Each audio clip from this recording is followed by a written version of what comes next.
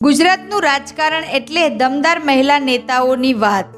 એ ગેનીબેન ઠાકોર હોય, નિમુબેન બાંભણિયા હોય કે પછી પૂનમ માંડમ અને આનંદીબેન પટેલ.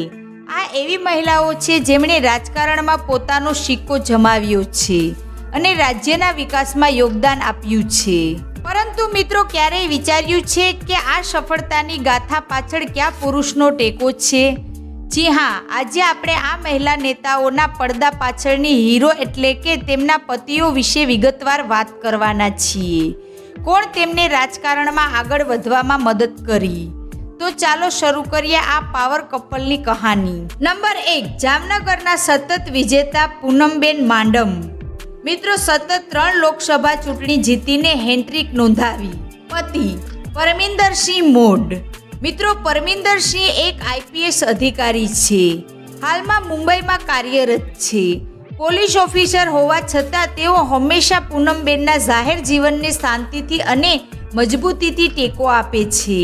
નંબર 2, બનાસકાંઠાના મહિલા સિંહણ ગેનીબેન ઠાકોર. મિત્રો, ગેનીબેને વર્ષ 2024માં ભાજપના ગઢમાં કોંગ્રેસનો ઝંડો લહેરાયો. એકલી હાથે લડીને જીત મેળવનાર દમદાર લીડર. પતિ શંકરજી ગેમરજી ઠાકોર. મિત્રો, શંકરજી પોતે પણ રાજકીય સક્રિયતા ધરાવે છે. તેઓ બનાસકાંઠા જિલ્લાના પંચાયતના પૂર્વ પ્રમુખ રહી ચૂક્યા છે. તેમની સમજ અને સંપૂર્ણ સહયોગ જ ગેનીબેનની સફળતાનું સૌથી મોટું કારણ છે. પતિ પત્ની બંને રાજકારણના ખેલાડી. નંબર 3, ભાવનગરના ડોક્ટર સાંસદ ભારતીબેન શિયાળ. મિત્રો, ભારતીબેન શિયાળ ભાવનગરના પૂર્વ સાંસદ. રાજકારણમાં આવતા પહેલા પોતે ડોક્ટર હતા. પતિ ડોક્ટર વિરલ શિયાળ. મિત્રો, વિરલ શિયાળ પણ એક જાણીતા ડોક્ટર છે.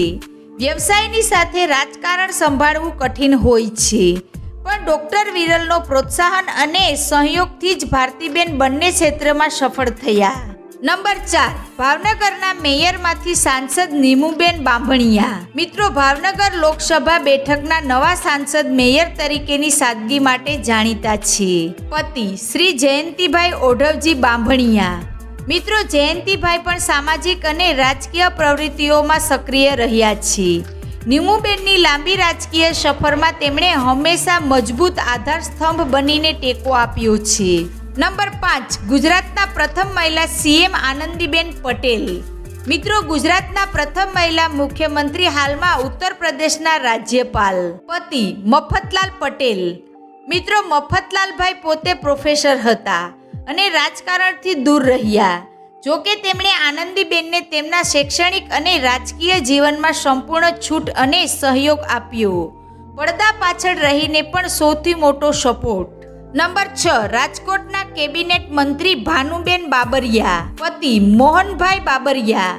મિત્રો, મોહનભાઈ પણ સામાજિક અને રાજકીય વર્તુળોમાં સક્રિય છે. ધારાસભ્ય અને મંત્રી તરીકેની ભાનુબેનની સફરમાં તેમનો સતત સાથ અને સહકાર મહત્વનો રહ્યો છે. નંબર 7, બનાસકાંઠાના નવા સાંસદ શોભનાબેન બારૈયા. પતિ મહેન્દ્રસિંહ બારૈયા. મિત્રો, મહેન્દ્રસિંહ બારૈયા પોતે પણ રાજકારણના જૂના ખેલાડી છે. તેઓ ભૂતપૂર્વ કોંગ્રેસ નેતા હતા અને બાદમાં ભાજપમાં જોડાયા. રાજકારણની સમજ ધરાવતા પતિનો ટેકો શોભનાબેનને સ્થાનિક સ્તરે ખૂબ જ મદદરૂપ બન્યો છે. મિત્રો, આ દરેક મહિલાઓએ સાબિત કર્યું કે સફળતા માત્ર એક વ્યક્તિની નથી હોતી, પણ સહિયારા પ્રયાસોનું પરિણામ હોય છે. આ નેતાઓનું લોકોના હૃદયમાં સ્થાન અને સમાજ પ્રત્યેનું યોગદાન, આ બધાની પાછળ તેમના જીવનસાથીઓનો મહત્વપૂર્ણ ફાળો છે.